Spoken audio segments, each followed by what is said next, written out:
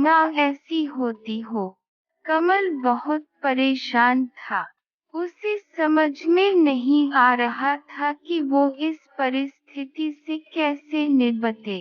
वो अपनी माँ को बहुत चाहता था, किंतु उसकी पत्नी और बच्चे उसकी माँ से बहुत दूर भागते थे, क्योंकि उसकी माँ की एक आंख नहीं थी।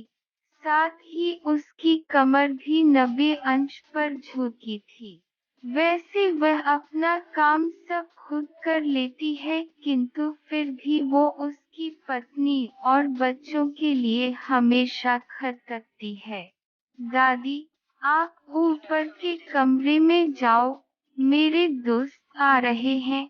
कमल के बेटे अमन ने बड़े बेरुखी से कहा, पर बेटा, मैं तो यहाँ बहुत दूर बैठी हूँ। कमल की माँ ने बहुत प्यार से कहा, नहीं, आप उनके सामने मत रहो, वो मुझे चिढ़ाते हैं। अनिल ने जोर से डांटते हुए कहा, क्या हुआ अनिल, क्यों चिल्ला रहे हो? कमल की पत्नी कामनी ने किचन से ही आवाज लगाई, देखो न माँ, ये दादी यहीं ड्राइंग रूम में बैठी है और मेरे दोस्त आ रहे हैं।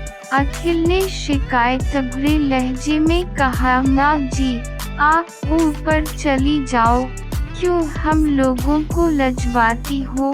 कामनी ने बेटे का पक्ष लेते हुए कहा, बेचारी सरस्वती चुपचाप उठकर जीने के सहारे ऊपर जाने लगी।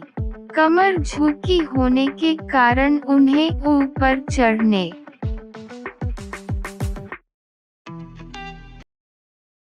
में बहुत परेशानी हो रही थी, किंतु वो पूरी ताकत से ऊपर के एक अकेले कोने वाले कमरे में जाकर बैठ गई।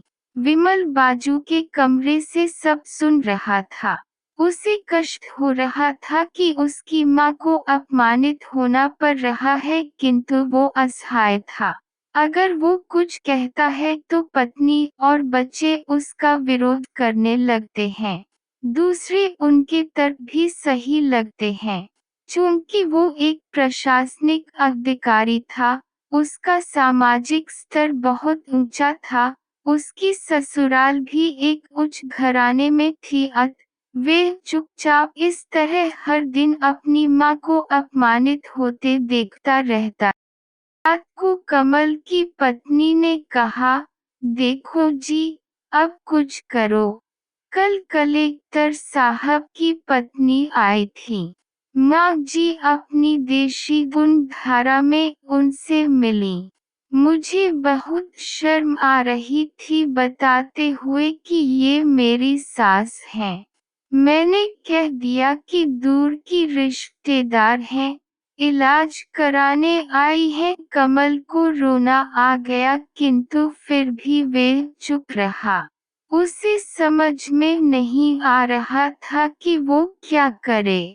अपने बेटे की मनस्थिति को सरस्वती अच्छी तरह से जानती थी और बेटे को कोई कष्ट न हो इसलिए वो हर बात को चुपचाप सह लेती थी। कमल बहुत उदास रहने लगा। एक तरफ कंटिन्यू